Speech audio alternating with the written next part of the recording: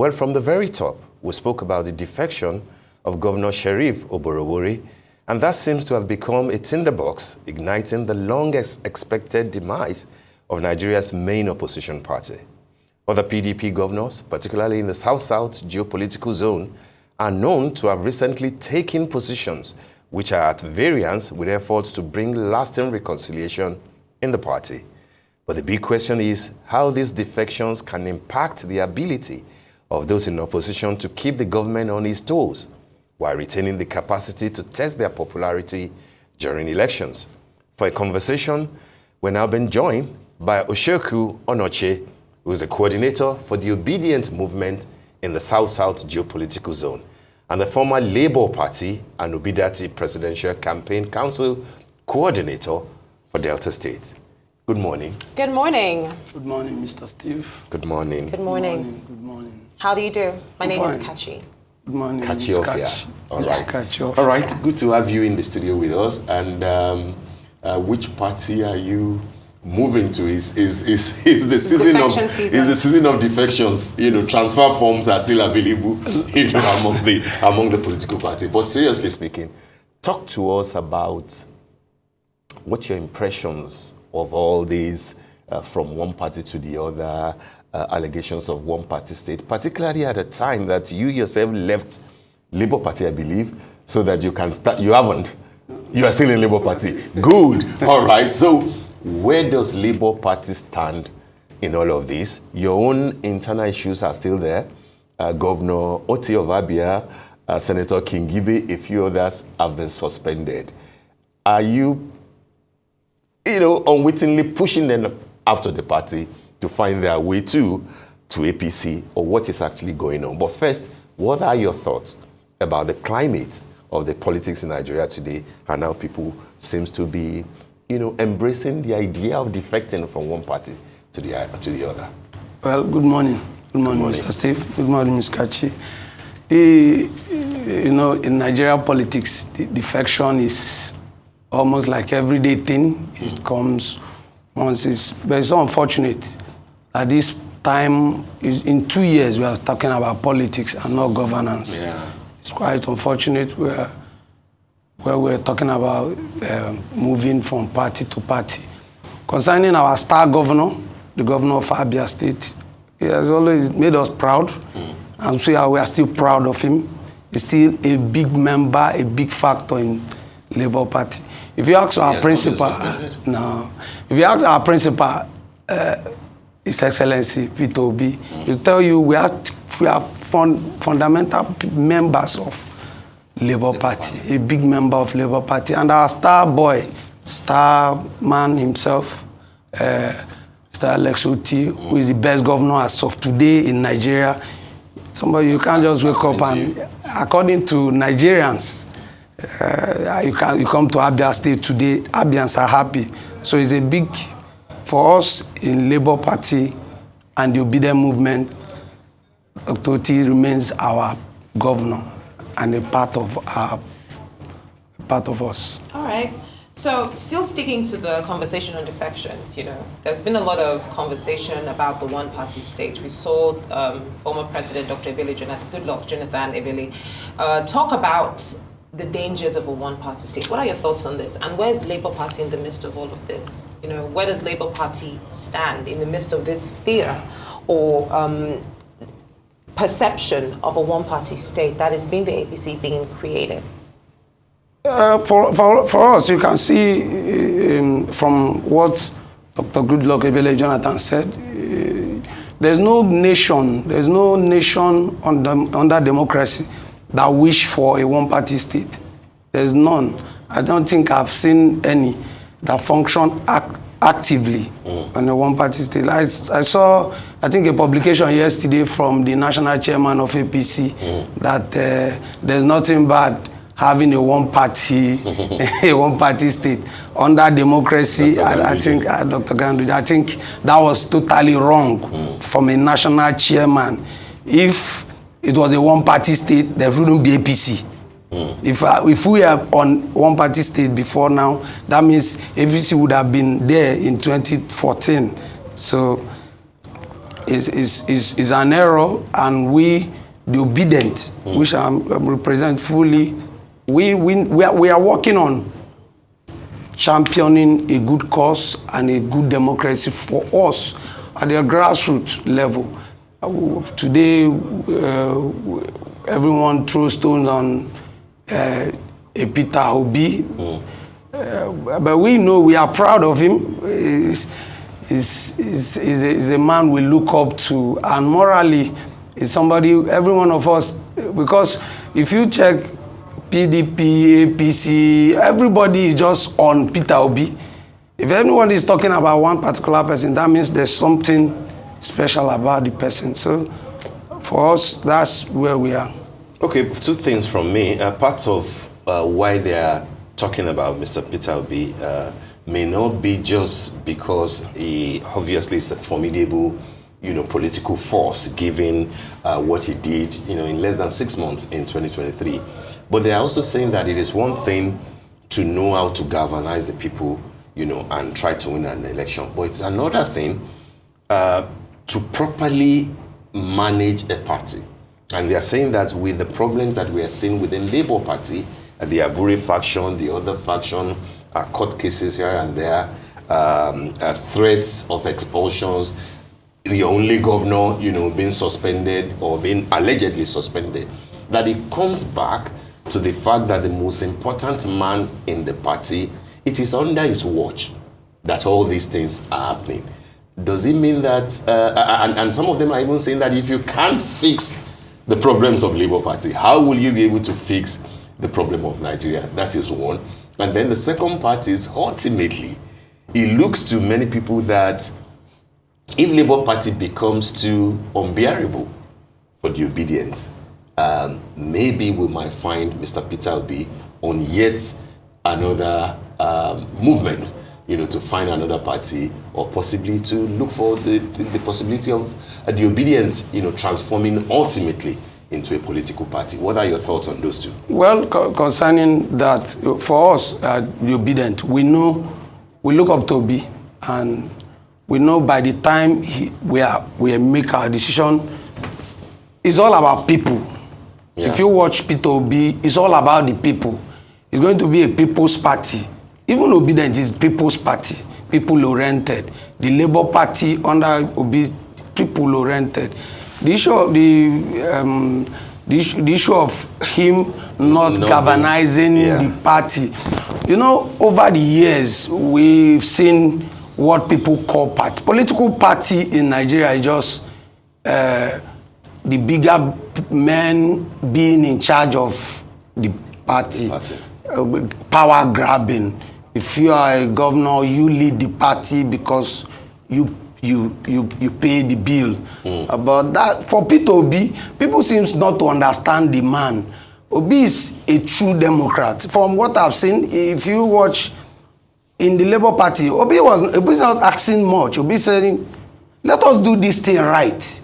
Let the people make their choice. Let the people decide who lead them as the leadership of the party. Doesn't mean Obi cannot galvanize. Obi is saying, because I'm the leader, or tomorrow I'm the president, the same issue that we are talking about, I think is in all the party. Yes. Is in APC, even the APC I know. The APC is only at the national level. Comes to the grassroots, it's just on the paper. I know that because I've been in politics for a long time. As Delta politics, even in Nigeria politics, is also on paper. When was the last APC meeting? When was the last time? It's just because they have a figurehead, somebody who is, when you're a president of a nation, the party, you are the leader of the party. So everybody look up to the leadership, and he dictates whatever comes in that party, he decide. But Obi's leadership is quite different. Obi's leadership is saying, let us do the right thing. Doesn't mean he cannot know. Our major issue is over the years when you see people we are getting used to doing the wrong thing and feeling is the right thing. No. Obi always believe this is the right thing. Yeah, but if he's struggling to have his own people at the helm of affairs. And then it's people that are in places of, important people in the party are being expelled. Where is the sagacity, politically speaking? No, as of today, we have a caretaker committee headed by Senator Nadi Usman. Also, the Abure faction. All he's saying is, your tenure has ended. I don't want to go into the party issue much. Let us conduct a fresh election. Congress that will bring in everybody. Obi definitely has opportunity. I remember one of the interview you granted on this station to one of our late leader, may God bless his soul, Chief Doyin Okupe.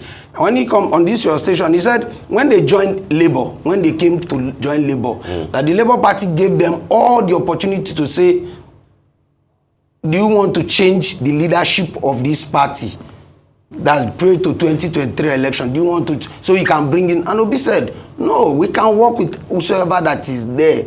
All we need is, let us have a common drive. He has opportunity of saying, bringing in the people, his own people. But he's not doing that. He's just saying, now the tenure has ended, or let us have a fresh Congress that brings in both the obedient and everyone on board. If you Onochie, you feel you can deliver here in Delta, if you feel you can deliver in South, go on, contest. Okay. Well, because we are used. Abure is saying that that's not the position of the court. That the position of court has affirmed his leadership. Well, we leave that to the court to decide. Now, let me take you, in another direction. Of course, we know that for the longest time, for years, Nigerians and as a system, we've often looked at the two major political parties as the strongholds of our political system. That's PDP and APC. But I have to say that I strongly believe that the average Nigerian might be interested in politics, but is not a politician. Their primary goal is, what am I going to eat today? In common parlance, we call it urgent 2K. That's all they care about.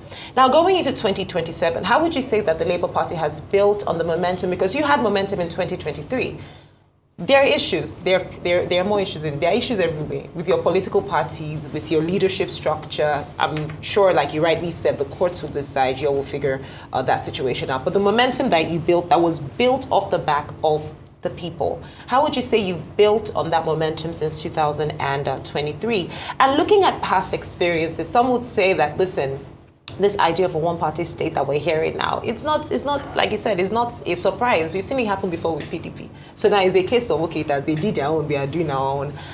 Where does Labour Party come into in all of this? That's what I was asking the last time. How does Labour Party look at these issues and say, this is the ideology that we're going into 2027 with, and this is what is going to make us different in order to make your people obedient, like you call them? Let me give you an instance. The idea of one party state, we have seen it in PDP. That was 2003. And people that told that line, they lost. I can remember Southwest. All the 5 governors of they lost. Southwest, except Lagos. Except Lagos. And some of us too, who happens to be within then watching as young people, we know why Lagos was able to make it in 20. What did you see that we did not see? Do you want to share? It's political, it's calculation. Okay. Well, maybe we know. Okay. All of them are told the line, and I can bet you with the movement now in Nigeria, with the People's Party, with the obedient movement who are ready to give new leadership and new direction, I see such coming in again in 2027. Some governors in 2023, I remember as state coordinator for Bidati Campaign Council in 2023. After Obi's election, some governors beg. It's on TV. Some people calling themselves Obi. They must identify Obi to their own name, hoping they will fly with it. But those other people have left now. No, some governors who contested in 2023, I'm talking about. Okay. Yeah, I'm talking about 2023. Some has to identify their name with Obi just to win. Okay. So now, in 2027, like your question, as we speak now, obedient movement is formidable. We are building strongly. We are building, like in South. I'm coordinating South. We have all the big masquerade there, as you always they call them in politics. But some of us who are young, we don't really fear because we know where the job is. These are the grassroots level. If you can't get the grassroots, you're winning election. Is that enough? Yeah, more than enough. It happened in 2023. And did it win you elections on the national level? If you say it's all about the grassroots. Yeah, 2023, we know. I'll give an example with my state where I coordinated. When we were appointed as coordinators, some people say we have big wins. We have my former boss there, Governor Kowa. I have the speaker who is now the governor. We have Deputy Senate President, Senator Omo Agege on the ballot. But I told them that this election, that we will win it. And we won in Delta. You won for the presidential? For the presidential. Yeah, because the governorship candidate then, it's just within 6 weeks, 6 months. Let's say 6 months. It wasn't up to some people that contested that election in 2023 were just placeholders. That's one thing we are not yet to. Some people who calculate are not yet pointing that fact. In Labour Party, some people are just placeholders who just find out that, yes, this thing might be working. They just begin to the momentum.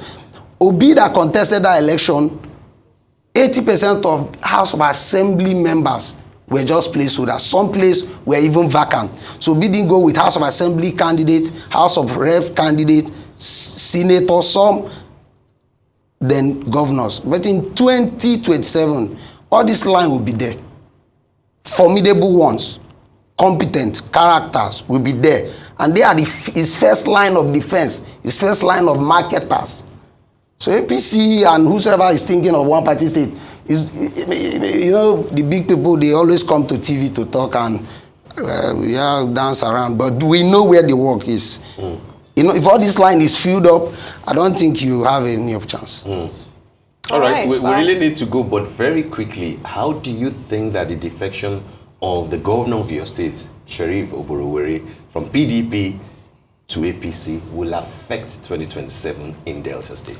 For us, we are happy such happen. Really? Yeah. For you as Labour obedient. For today, how many people have truly defected? That's the question. The journalists in Nigeria, like Mr. Steve, I would like to visit Delta. Don't visit the big house. Because the entire machinery of states, State House of Assembly, even local government... 2023 happens. We didn't have one single councillor, not even supervising councillor. But the magic was there. Now in Delta, how many have defected? If you come to the PDP, ask them, some of the young people, I'm a young person, so I move around. You ask them, how far have you registered? You say, I'm not interested. Many are not interested in defection. That's contrary to what they've said. That's what on TV. That's what on TV. But for us in Delta, we are happy such move was made, because now we are harnessing both the PDP who are aggrieved and the APC who are original owners who think these people are just there to edge us out.